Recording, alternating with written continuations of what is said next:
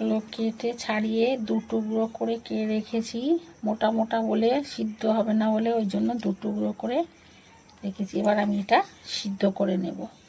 সামান্য একটু নুন দিলাম যাতে এটা নরম হয়ে থাকে। পরিমাণ মতো জলটা দিয়ে দিলাম।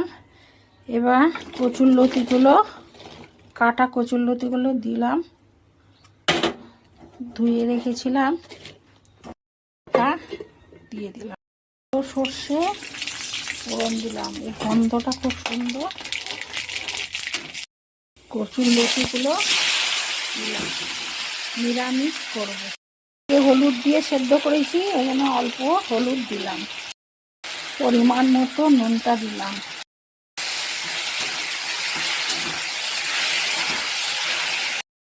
একটু তেল ছড়িয়ে দিলাম।